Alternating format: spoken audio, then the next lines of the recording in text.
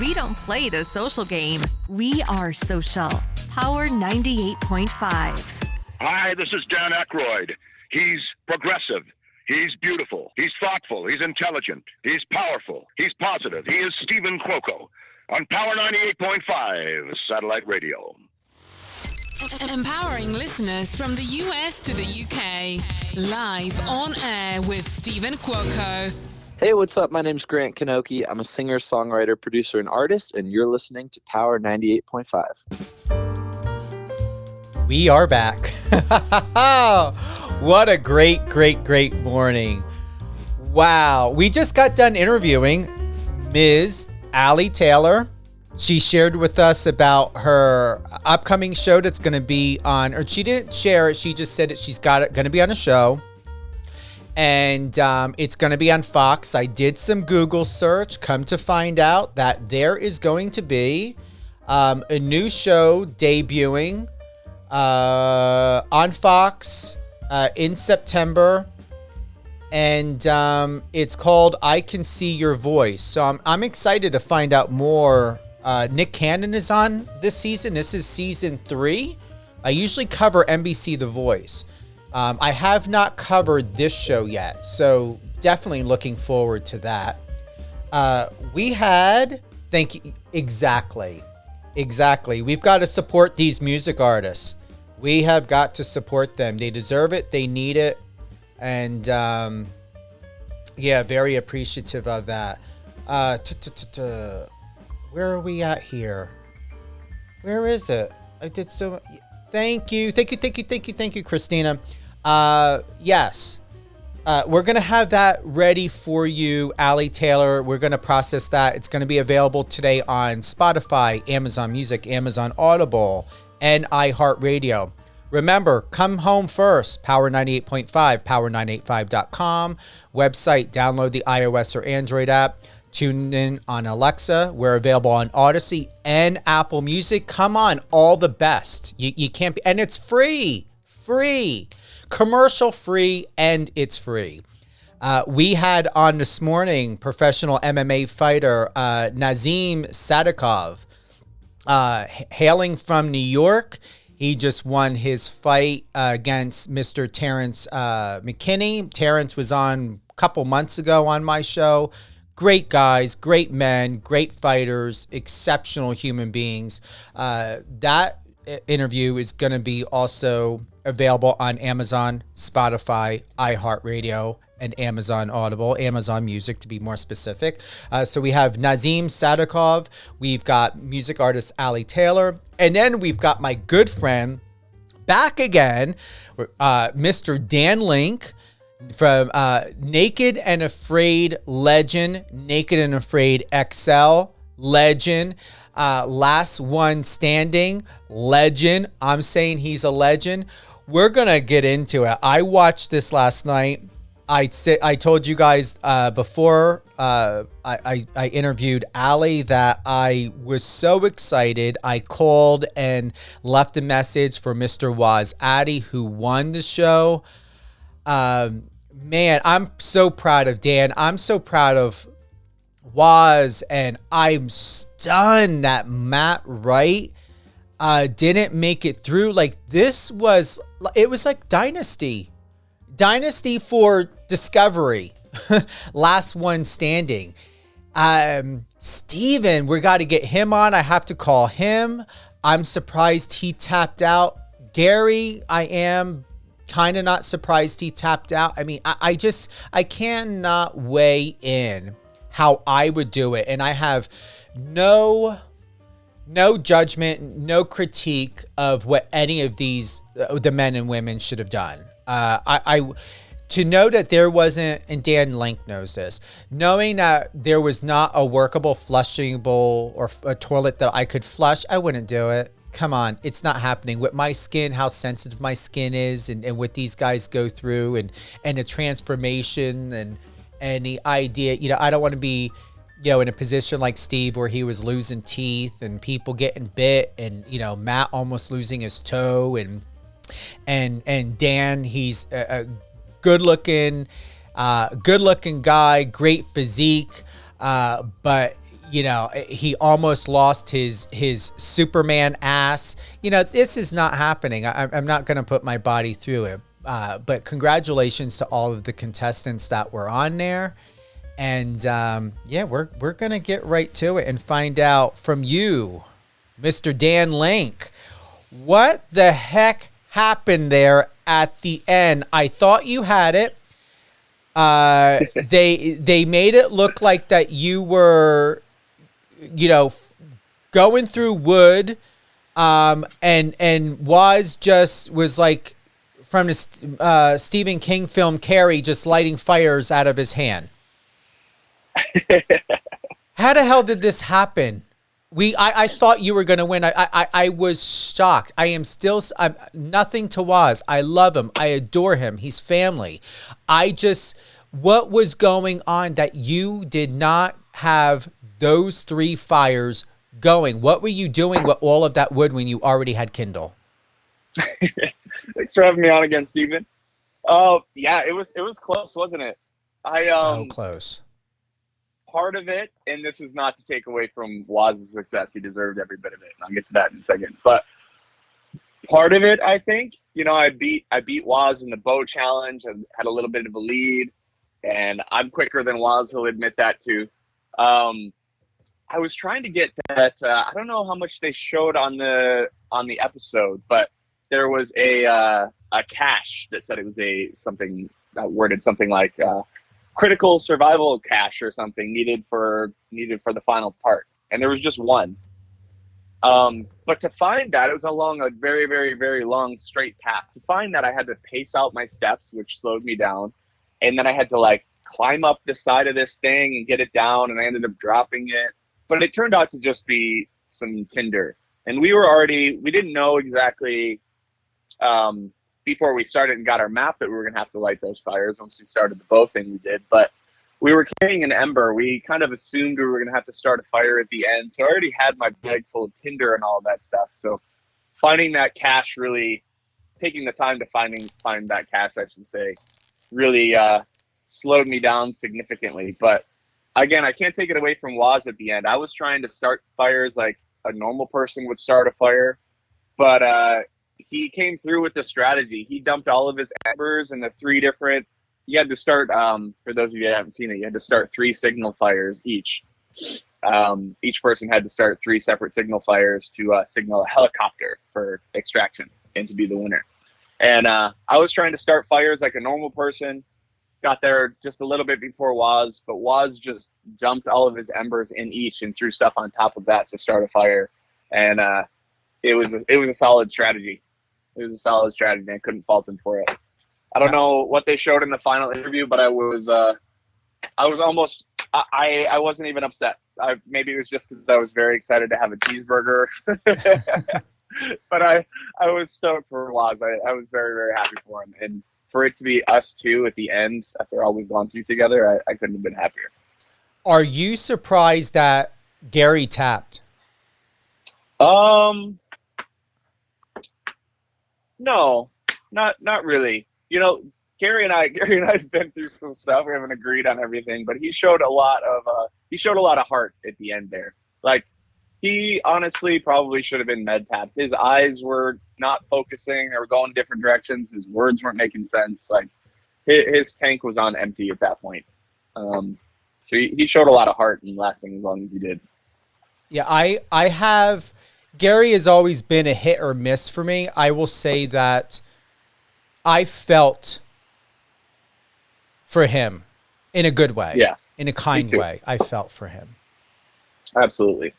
Matt. Absolutely. It's hard for it to come across on the TV how exhausting that challenge was. I mean, survival experts have gone on Making Afraid many times, and people know you can know how to start a primitive fire, but when you're in a completely different location, which we were, and trying to understand all these new materials you've never seen before, and it's raining, by the way, all these things can have ruined many survival experts, even on Making Afraid. People have their own primitive survival schools, and for us to have to do that after already being, 42 days out there and starving and weak and exhausted, and then having to do something like that, and you're sitting, not to mention you're doing it 24/7, and you're sitting in front of the camera, just exhausting yourself and, you know, failing over and over again, to be honest, until you finally get it. You get it. It completely ruins you mentally and physically when you're already mentally and physically ruined, to be honest. So it really broke all of us to some degree.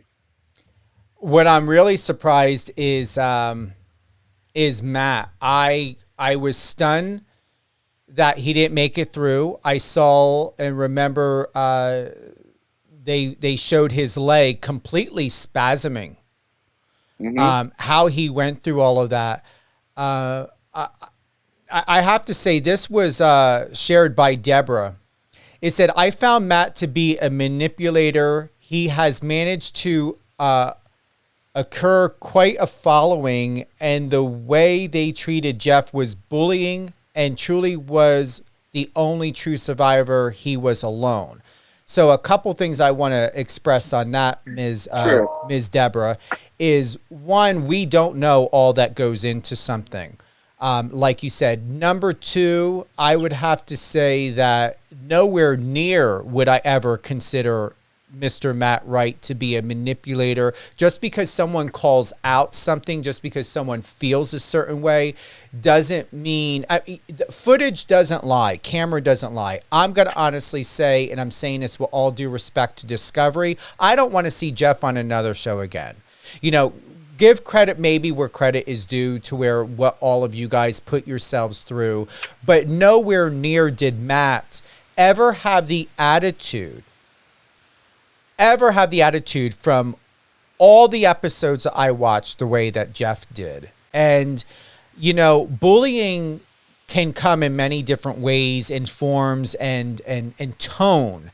And the fact to where someone having a godlike complex and the superiority all the way down to the end when all of you were trying to light these fires that were going like, 50 some hours in, and you had to light it through friction or however you want to, it's called. You know, you watch the footage, none of y'all had an attitude. I don't even recall any of you really mentioning anything about Jeff, but Jeff really had a comment to say throughout the entire time when he had the stuff that was hidden, you know, the dry grass, alleged dry grass that was hidden, and what he was going to do and his technique and everything. I think overall in all, I love it. My friend Patricia absolutely loves this season of Last One Standing. And when it comes down to it, I give you a PSR of 10. I think for the fact that you and Waz made it how far you made it, and to do what you did, anyone can write any of this shit that they want online and share their opinions. But let's see if Deborah or Joanne said that she was sorry that Matt left. She believes that Matt could have won the challenge. Debbie says, Debbie Dem, she says that she loves The Last One Standing. But I have to say, I think it sucked that Dan found the cachet, the last one. Well, too bad, Debbie. Anthony, after watching all Naked and Afraid shows as well, and XL, I love this one as much. I totally agree, Anthony. Anything else here? Baker said, I really enjoyed the show, and yes, it was a competition, but it doesn't mean you have to be such an asshole about it. Well, whatever. Oh, he says, I am truly happy for Waz and his success, and kudos to all the survivalists who played like they are part of the human race. Any thoughts on any of these comments? Oh, a lot. Where do I start? Where do I start? Let me gather my thoughts here. Yeah, so I think even production didn't fully expect, and they didn't even show a lot of it on TV, how much the rest of us, other than Jeff, worked together. But at its heart, this was still, even though this was a game show, it was still survival. We were still out there completely surviving. So the rest of us just left the competition up to the competitions, up to when we were actually, reading those scrolls and following the rules and playing a game there in those short bits. But survival in its essence is all about community. And I mean this from the bottom of my heart. It really was advantageous to all of us. I don't think I really went into it with a strategy. No one knew what to expect for this whole thing before we started. But if I were to have a solid strategy going into it, I think I would have played exactly the way that I did. I think working together, sharing resources and sharing knowledge absolutely benefited everybody that played that way. It made us all stronger to play that way together. Even Matt. Matt was obviously the GOAT.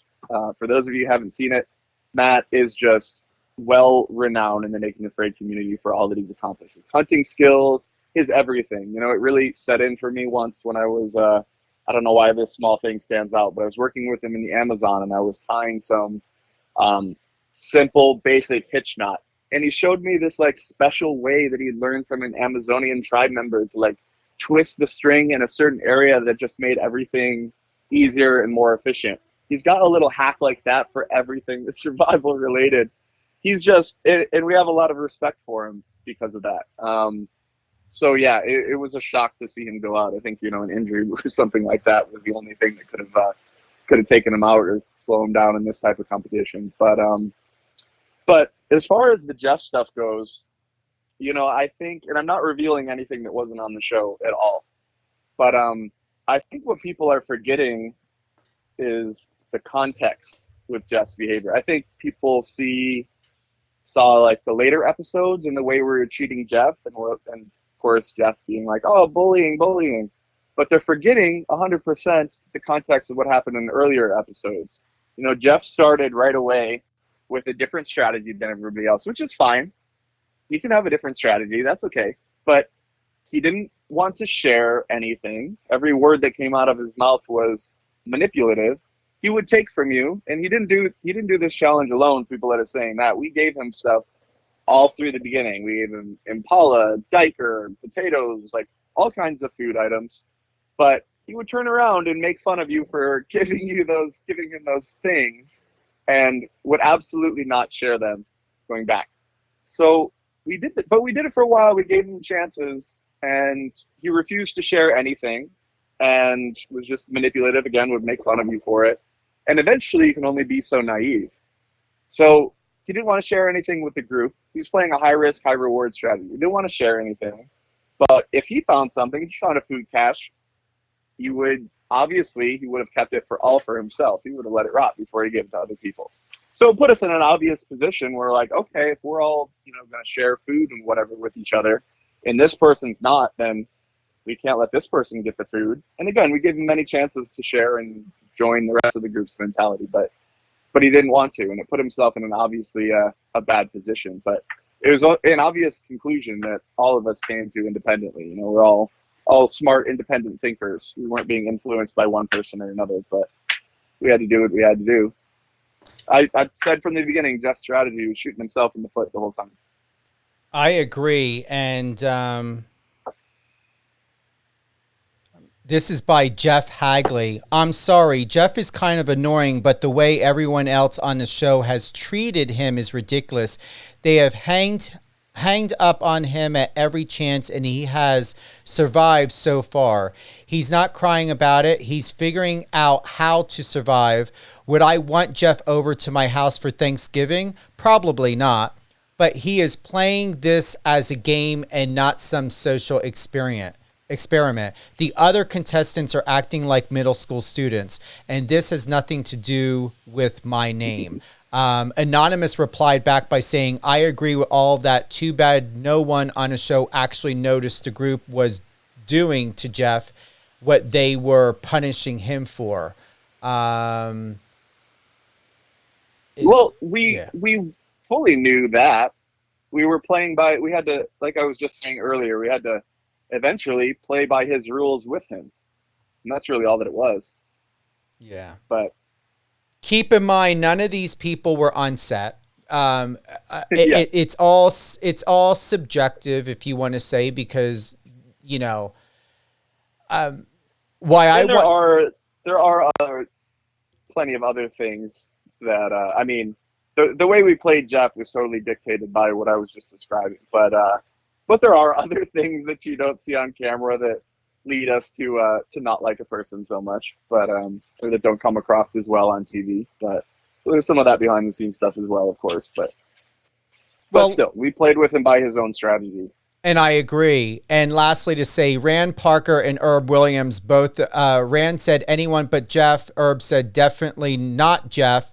And then Bond Scotland, great news. The season of Last One Standing has been by far the best Naked and Afraid series to date.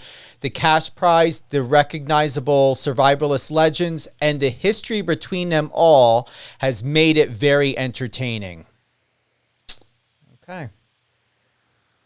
Why I wanted to read off some of these reviews and things like that is to go back to share with you and to have this discussion, if you would like to, Dan, is you shared something on Instagram that I was absolutely shocked by. I never thought ever that anyone could speak to you or treat you in such a disparaging way of that message that was sent to you. I want to say, like, people can have the comments and say what they want, whether they side with Jeff or not, and recognize bullying. However, there is no justification for a hate crime. Do you know what I'm talking about, of what you shared with all of us on social media, of that disgusting message that was sent to you? Oh yeah, and to spare all of your viewers, I won't read the message back. Go over to my Instagram at Dan Link Survives if you want to see it. But yeah, it was pretty bad. It was just violently homophobic, essentially. I can't even describe how bad that message was. But honestly, this show is the most successful TV show Discovery Channel has seen in the whole Discovery Network, I should say, which is big at this point. Has seen in years.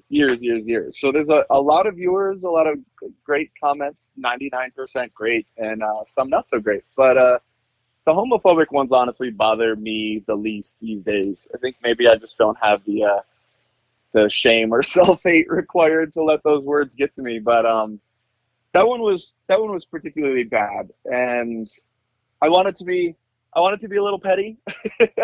My first comment back to that, when I commented on the post with the study that the most violently and vocally homophobic people are often repressed homosexuals themselves, which is scientifically proven. But but I ended up turning it around. Again, those words don't bother me, but they were particularly bad. I ended up turning it around in about 30 seconds and just started a campaign for the Human Rights Campaign, LGBTQ civil rights advocacy group, and started a fundraiser for it, which is still going on my Instagram and Facebook, by the way. But it raised over, I think, $3,500 at the moment immediately. So I've never had the power to turn those kinds of words into so much good right away. But it was it was an amazing experience to be able to do that. I was pretty happy about it. Ironically, those words turned into a lot more good than that person could have imagined. Is that the first time since being in television that you've had that experience, Dan, or that intense? That intense, yeah, for sure. Someone took time to write that. It took a lot of time and effort to project those words into the world. But I've gotten plenty of other, random homophobic comments here and there before. And but I kind of how do I word that? I was gonna say I almost enjoy it. I like breaking the stereotypes and sometimes making people uncomfortable in that sense. Hopefully, being uncomfortable can foster a little bit of growth in some people. But yeah, no, that one was particularly bad. That was unique. Well, I appreciate your share, Dan Link, Naked and Afraid, on the Facebook page. I just reshared you sharing this. I just commented, Lonnie here. I love Dan Link. I watched every single episode. This guy knew how to survive. Otis Bowen, you represent the community well. You should be proud of how you held your head up in the face of the negative comments. Hope to see you in future challenges. Truly a great job from the beginning, helping and supporting Cheney to the end with the true happiness and love to Waz. Class act all the way, man. Thank you. Judy, Yeah, and yeah. I made a mention of it at the end. I liked it in every one of the seasons. I said it in the Amazon. I think they showed it.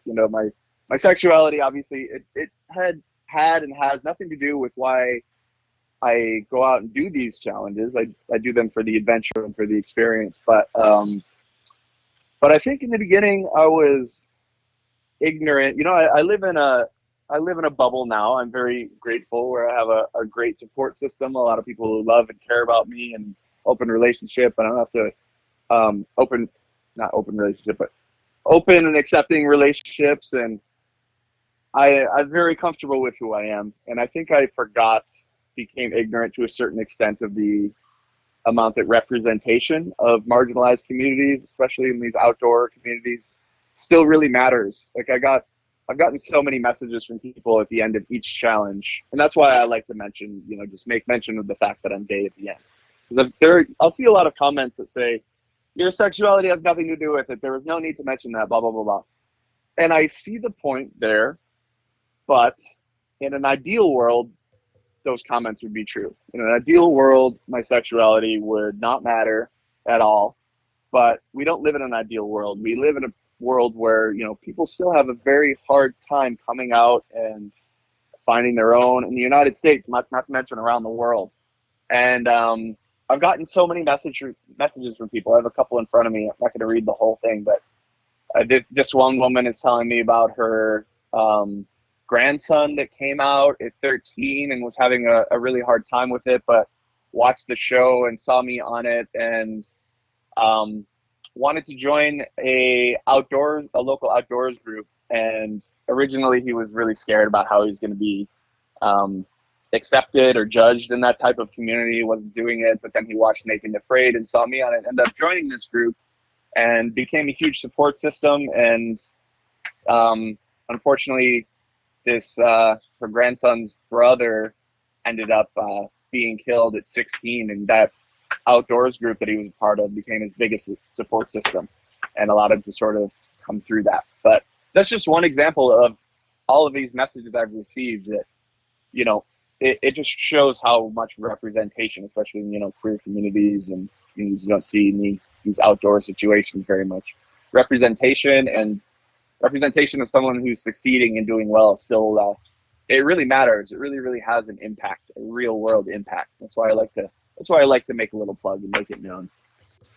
Well, Joey Hickle had to say, so proud of you, Dan. Best 2 hours of TV I watched in a while. Yeah, it was great. It's a lot of drama in a lot of the episodes, but the finale, it was a lot less dramatic, a lot of heart and soul, and people really putting their everything into it, and they're all into everything they accomplished out there. And I loved the ending. Yeah, I agree with that fully. This last episode was one of the best pieces of TV I've seen in a long time. And thank God you guys didn't have to get in water on this episode as you did before to try to go a couple miles down a river. Right? It's another thing that nearly broke all of us out there. That was insane. Mm-hmm. How are you feeling now? I saw on your Instagram, it looked like you had a after party or something. You were there dancing? Yeah, I had a little party with some friends of mine for the finale. We all watched it outdoors. Kind of became like a Naked and Afraid experience. It was raining while we were all watching it, and people were trying to pull tarps over themselves, but but it was nice. Was that at your wrap place? Up to this whole thing. No, it was at a friend's place nearby in Hawaii. Oh, okay, because I was looking for the waterfall that you're by. Yeah. What's next for you? Is there going to be another Naked and Afraid XL? I'm assuming there's going to be another last one standing. Where are you going to sit in this in the future? I don't know. We have yet to see. I'm sure y'all haven't seen the last of me.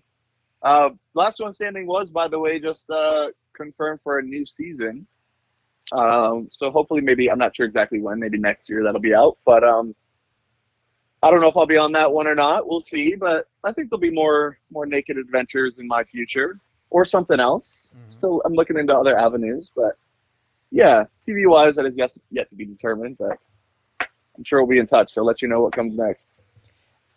From the cast members, if you're able to share, Dan, from any of the members from Last One Standing, I believe, if memory serves me correctly, Gary had stated that this is going to be it for him. Do you see anybody coming back for any other shows, or are there some that are just going to be retired? I'm not sure. I talk to a lot of them regularly. I think they're all playing with the idea. This last season was tough. It was really, I did 60 days in the Amazon, and especially the first week out there with the bugs was pure human torture. But this one was different. We had to migrate every 7 days and find caches and try to learn a new environment really quickly. And it's a lot less survival. I think you might see some structural changes on the next Last One Standing because of that. But going off on a tangent there, but I think a lot of them will be back on. In the beginning, we all like to say right after a challenge that I can't do another one of these, blah blah blah.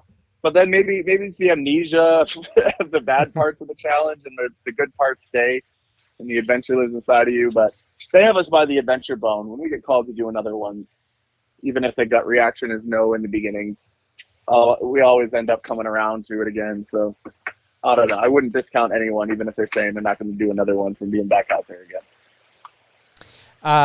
And what I like is, because we're doing, for everyone that's tuning in, we've got my good friend Dan Link. He's a Naked and Afraid XL legend. He was him and Waz were the last two on the Last One Standing. Waz ended up winning.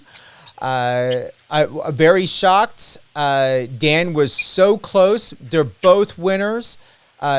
Two of the best people in the entire world to have, you guys to have ended up on the season finale. You and Mr. Waz Addy is incredible. Is why I'm going through a lot of the reviews, going through a lot of the recaps. We have Jose. He said, if this show is to continue, we're going to need an all-new cast. This is way too much of the same people, different day. Yeah. It's hard to, Discovery likes ratings, and the fan favorites definitely bring back the ratings. But I will say, it's hard to find people. There's a lot of great people on the regular challenges, not discounting anybody. A lot of great people that have done the XLs, but it is hard to find people that can not only last 40 to 60 days, but that can stay active at the end. Like I said, the Amazon was hard physically, but what our bodies had to go through to be able to move constantly and build new shelters, and the cold, it got down to 39 degrees and raining at night, and still be able to run and jump and race and do all of these challenges, like the friction fire challenge again. To do all of these things that late into a challenge is, I think, a pretty rare quality. So it is admittedly, I think, hard for production to cast people that can last and still make a good show at the end. And not only that, but have the skills to follow through with it all. So it's hard. It's a really niche group of people that are able to do that. And if they don't have people that can do that, they don't have a TV show, So that's part of it as well. But all of the people, Gary, Matt, Steven, Waz, Jeff, even, I'll give Jeff this one, they can last, and they have skills, some more than others, but they can make it to the end and make good TV and be entertaining, and most of them are great people and deserve it as well. So I don't know. I think Discovery, for better or worse, makes an obvious decision there. Here's an interesting. See some of them back. Absolutely. Serious. And I would like to have Matt back. Just like you, I'm sure we would never get tired of Matt, but I just really feel that if there is a chance, would love to see if what could happen. Would like to get your thought on this. I pulled this review from RottenTomatoes.com. This is by Alan. He said, the tried and true format of the show is shot to hell with this overly dramatic Survivor ripoff. Jeff seems to have been coached on how to be an annoying, petty, narcissistic drama queen. His alternating between whining and gloating is pathetic. Go back to surviving on what the environment provides. There is no element of survival left, as the contestants are repeatedly given food, hides and tools. This spinoff goes against everything the show has come to represent. I thought they couldn't go lower than Naked and Afraid. I was wrong. That was by Alan, shared on RottenTomatoes.com. Any thoughts on that? Yeah. Well, first off, I won't go too much into it, but Jeff definitely wasn't being coached. Jeff is just sort of, it's just Jeff, who Jeff is, even out of this competition. But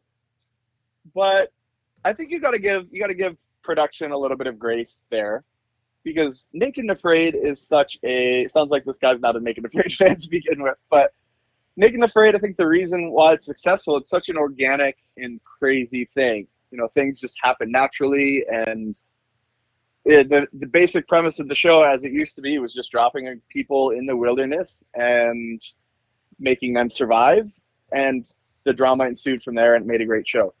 This next one, they had to fit Naked and Afraid into kind of a very strict game show type format.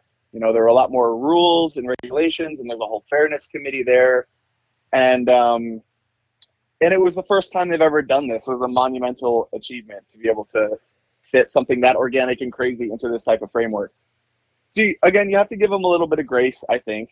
I think even they expected, not revealing anything here. There were a lot of random items we had to find. We had to move all the time and get to know new environments, and then we were recovering from those migrations and from the races for the items and stuff. And I think we didn't have much of a chance to use all of those items and stuff as they had anticipated. So I think, I think they will admit maybe they've even made some mistakes there, like we weren't able to survive enough.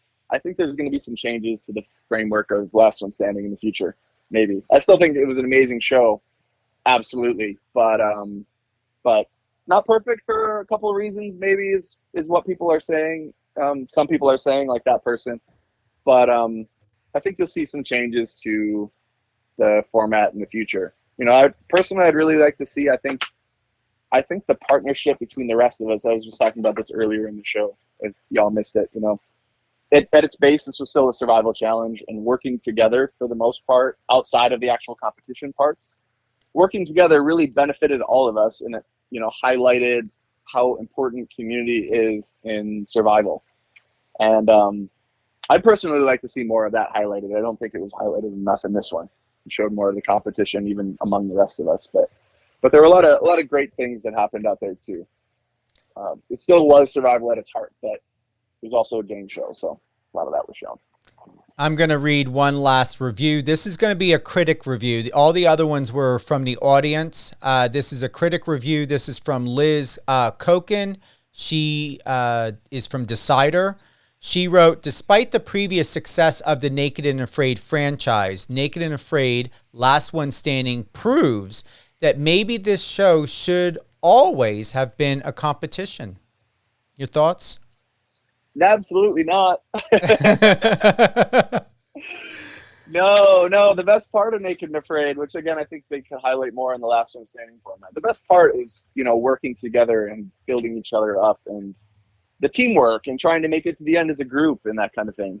Last One Standing is obviously very successful. It's not the successor to the regular Naked and Afraid. It's just sort of a spin-off. I think Last One Standing is entertaining in its own right. I almost hate to admit how entertaining it was to watch at home, and clearly it was very, very, very successful ratings-wise. Again, it's the most popular show the Discovery Channel network, which is huge, has seen in years.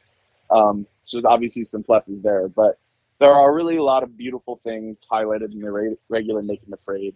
Again, just teamwork and, overcoming obstacles with partners and social stuff. And more survival skills and all of that are highlighted more in the regular Naked and Afraid. So I don't think the regular Naked and Afraid is going anywhere or should go anywhere. No, and I agree with you, and I don't see it as well. I mean, honestly, Last One Standing is would be, the identity of what competition would be about. But I agree overall in all. I really enjoy how it's different from Naked and Afraid, and really the climate of where we are at in this world right now. I believe people are wanting to find a hero. They want to find a hero in themselves. They want to find a hero in a world. There's just a lot going on. I mean, from everything from going from the pandemic into the whole Black Lives Matter situation into what's been happening with the LGBT community. Now what's happening in Hollywood being shut down again, worse than ever. People want answers. People want a hero. People are looking for hope. And I believe that's why, honestly, with the show Last One Standing, why it nailed it at the perfect time is because people were able to relate to this show, to where it wasn't just a show. It took all the best aspects of memories and experiences of how people lived vicariously through you guys, through the Naked and Afraid series, and then to bring it into this and see who you guys are in a different way. And I really feel that it works for you. And what's incredible is you stay true to who you are. Matt, even Gary, even when he popped off at Waz because he couldn't start that fire at one point, That's still being true to himself. And it was nice that Gary didn't have to do anything too silly. You know what I'm saying? And you guys got to eat all of that honey, and you got to see that other side of Waz, like that father, when he got into certain moments to where he expressed himself and in a very passionate way. And I love it. And I want to thank you for giving us and giving me the opportunity to see something more in you, not just from what I see on social and what I've seen throughout several of the Naked and Afraid episodes.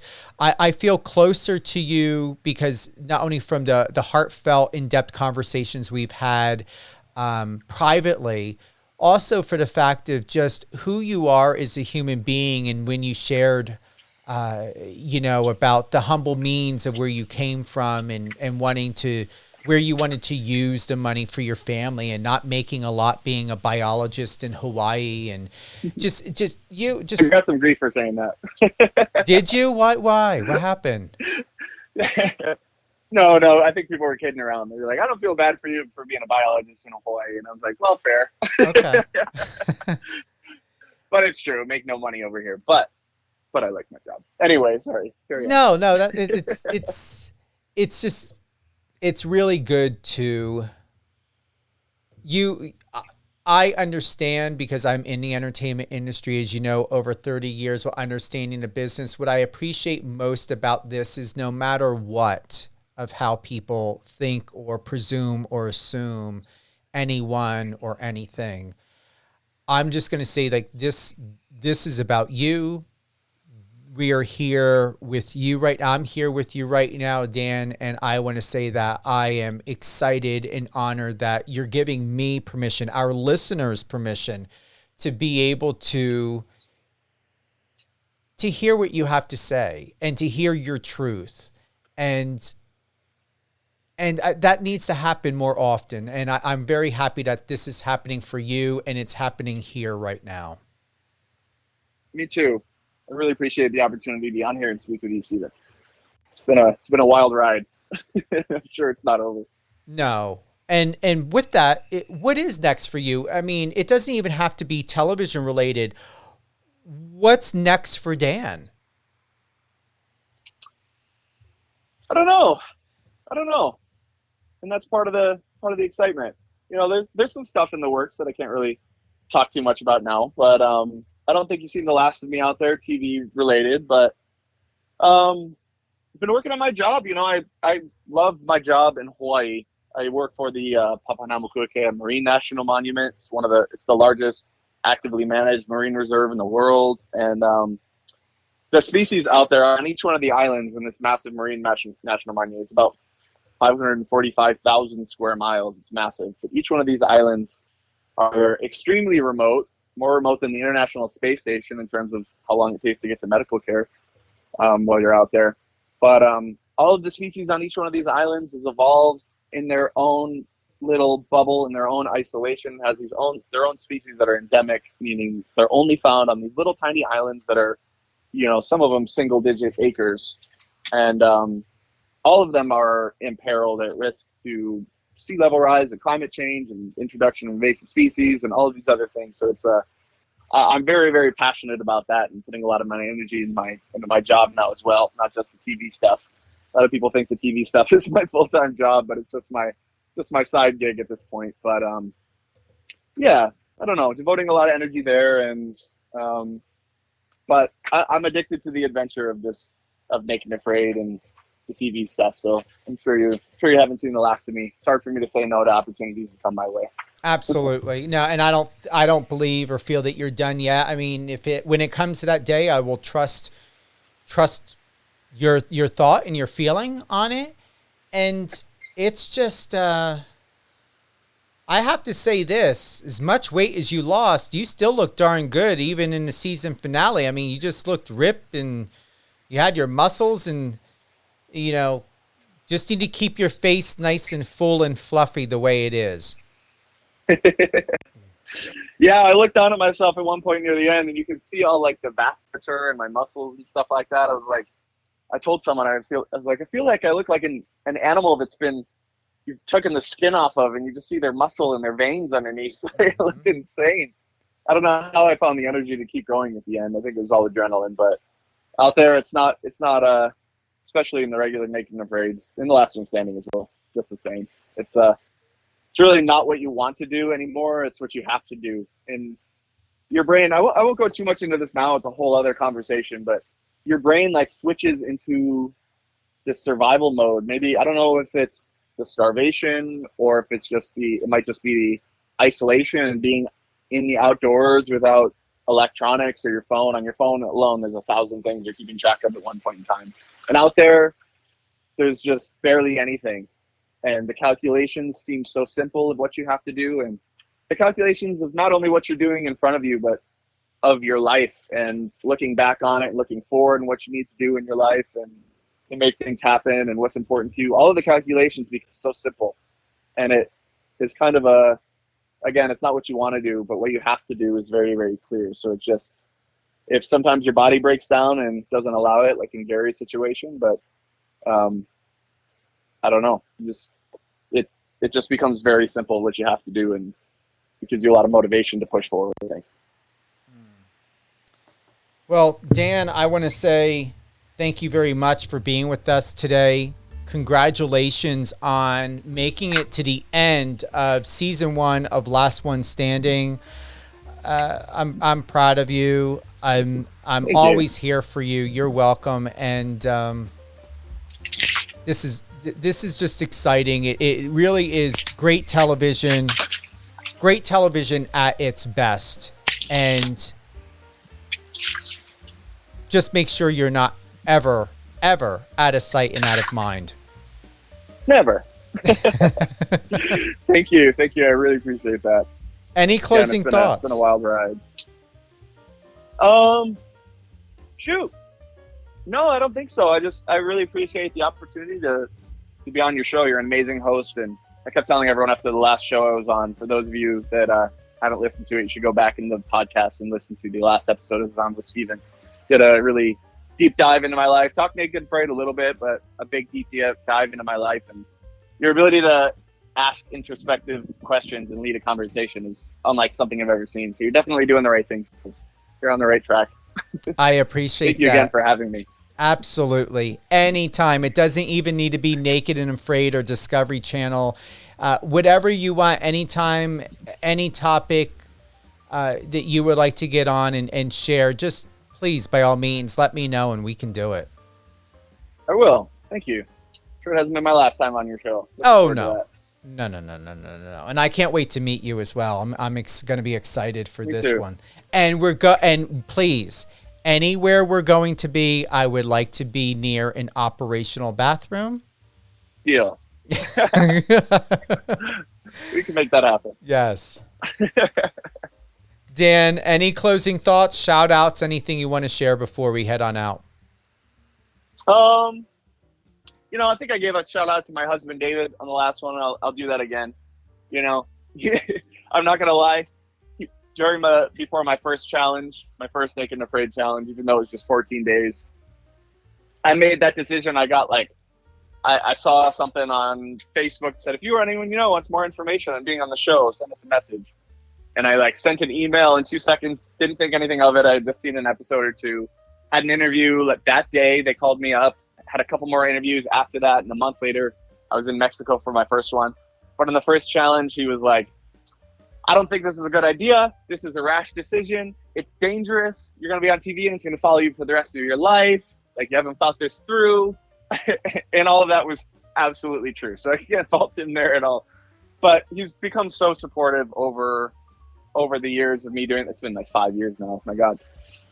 Become so supportive over the years of me doing this, and he's watched me grow and supported me, when I got back and I'm a physical, emotional mess, and, holding up the fort while I'm gone. And, I couldn't appreciate enough for that. So I'll give my husband David another shout out. I'm going to give David a shout out too. Looking forward to seeing him, giving him a hug, and very grateful to him to be a really, really good, healthy support system for you, because it shows. It really shows. Mm-hmm. It does. It does. Those are the kind of things you think about a lot when you're out there. Oh, yeah. Oh, thanks again, Dan. Hold the line, and congratulations again on a job well done to accomplish what most would not be able to, with the last one standing. Thank you, Steven. Appreciate it. You are welcome.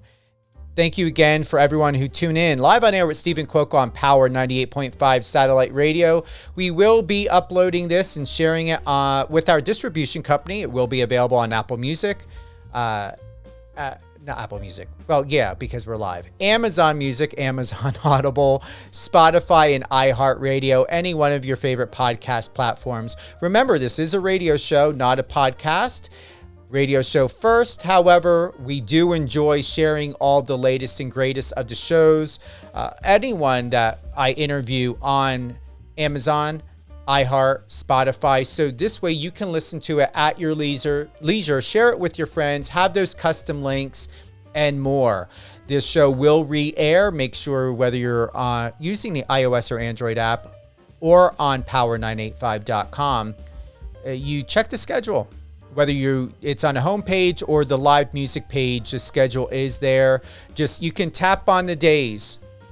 Just know that whatever's there, you can figure out and find out what's coming up next. So let's say if it's today and there's nothing in the schedule today, you just tap on Wednesday. You'll see what shows on Wednesday or Thursday, Friday, or Saturday. We are going to be adding Mr. Striz. We're going to be adding live DJ segments, hailing from New York City. Elias, also known as Striz, one of the top DJs in the Northeast, making his way through the U.S. and Canada and abroad with what he's doing, from events to engagements to live performances. It's incredible. Definitely, once again, Power 98.5 Radio. Check out the Instagram page. We're going to be sharing more about Striz coming up. He's going to be official with Power 98.5 starting in August. We will have a designated day of the week of when we will go ahead and play any one of his tracks. And also could be throughout the week as well. So once again, we will be having a resident DJ here on Power 98.5 Satellite Radio. His name is Striz. And that will be happening starting in August. But we will have everything prepared. Hopefully by the end of the month, we're getting everything sorted out. Whew, what a day. All things, once again, Nazim, yes, I am tired. But a good tired. It was a lot. 3 shows today, back to back. I'm excited. Nazim Sannikov, that interview today was at 9. Music artist Ali Taylor at 11, and then my good friend Mr. Dan Link today at 12. I should have all these episodes ready for you guys next week on Power 98.5. We will be doing special edition episodes and more. Resilient You with Alicia Pazzoni, and Let Me Tell You with Lady T. New episodes hopefully will air this weekend. Like I said, definitely check the schedule. And use that bottom icon in the right-hand corner on the app or the website, the messenger. And you can also email us at contact@power985.com and power98.5radio@gmail.com. Sending your submissions if you have a story, an upcoming film, you would like to be a guest on any one of our shows. And Catherine Swain with Catherine and Company will be coming back, and we hope that she will begin debuting with us in August as well. It looks like August is going to be a very, very big month moving forward. Anything else, remember, you can contact the studio. The studio line is 646-969-3365. Once again, you can contact the studio, 646-969-3365 with any questions. You can also send a text to that number. If you're not on the website or the app and not available to send us a instant message, just text us 646-969-3365. Have a great day, everyone.